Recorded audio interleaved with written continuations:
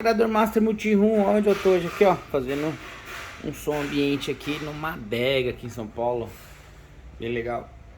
Ó, esse som ambiente ficou na faixa de uns 5 mil reais, vocês vão vendo aí. Então dá pra ganhar um bom dinheiro. Aqui eu não só instalei, mas também como eu vendi, né? Então vocês aqui estão no curso do som ambiente, do Integrador Master Som Ambiente. A oportunidade tá aí, só se aperfeiçoar. Né, aprender, fazer o serviço certinho pra você não ficar com aquele apuros, né? Então, tá aí, ó, que legal, ó, caixinha.